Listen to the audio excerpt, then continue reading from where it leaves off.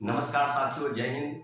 सबसे पहले अभी हम आपको बताते चले कि बिहार में जो शिक्षक बहाली हो रही है और सभी बिंदुओं की चर्चा इस वीडियो के माध्यम से होगी कि आगे क्या होने वाला है। निश्चित रूप से आप सबको पता है कि बिहार में जो शिक्षक बहाली प्रक्रिया है और उसमें बहुत बड़े जो खुलासे हुए हैं धांधली को लेकर, बिल्कुल अब स्पष्ट हो गई है कि बीपीएससी ने जिस डिसॉल्वर गैंग की गिरफ्तारी की है उसने काफी राज खोले हैं और आर्थिक अपराध इकाई की रिपोर्ट बिल्कुल 48 पेज का एफआईआर जो लॉन्च किया गया है उसके संदर्भ में मैं आपको बता दूं कि काफी चीजें बिल्कुल अब सामने स्पष्ट हो गई है। जो गिरोह का सरगना है उसकी गिरफ्तारी के बाद बिल्कुल अब क्लियर हो गया है कि आगे क्या होने वाला है। लगभग जो चीजें सामने थी कि हजारीबाग के सेंटरों से लगभग 300 लोगों की जो गिरफ्तारी हुई, क्या उतना ही गिरफ्तारी थी या और लोगों को गिरफ्तार होना चाहिए था या क्या क्या है, तो सारी चीजें बिल्कुल है कि बनारस में और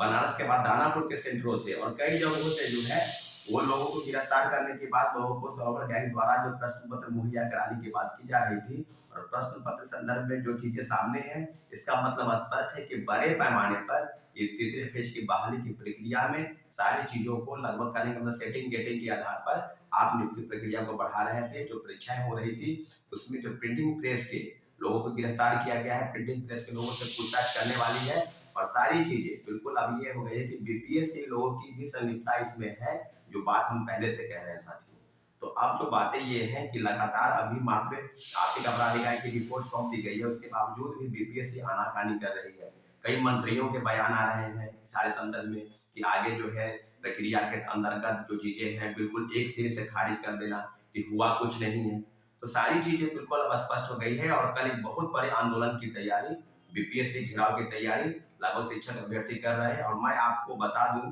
कि जितने भी शिक्षक अभ्यर्थी हैं, 4.25 लाख शिक्षक अभ्यर्थी अब जो सेटिंग गेटिंग के खेल में फंसे हैं, जो पैसे देकर नौकरी करना चाहते हैं, उनके लिए तो बात अलग है, लेकिन इतना जरूर है कि पूरा प्रयास है कि तीसरे फेज की बहाली की प्रक्रिया जो पेपर लीक हो चुका है उसको रद्द करने की तरफ में शिक्षक अभ्यर्थी आगे बढ़ेंगे। ये अंतिम मौका है। अगर आप सोचते हैं कि वीडियो देखकर कई चीजों को आप समझकर और लोगों को बस न्यूज़पेपर पढ़कर और चीजों को आप समझ लेंगे, इतना जरूर है कि ये अंतिम मौका है, अंतिम लड़ाई है जिसमें आपको आना है, शामिल होना है और निश्चित रूप से तीसरे फेज की बहाली की प्रक्रिया में आर्थिक अपराध इकाई की रिपोर्ट जिस प्रकार से आगे बढ़ रही है, तो वो मुझे लगता है कि मुख्य सरगना का जो केंद्र बिंदु है या जो सरगना है वो बीपीएससी के अंदर ही बैठा है और बीपीएससी के अधिकारियों और कर्मचारियों से पूछताछ के बाद वो बिल्कुल दूध की तरह पानी की तरह बिल्कुल साफ हो जाएगा कि मामला कहाँ पर आके अटका है। लेकिन इतना जरूर है,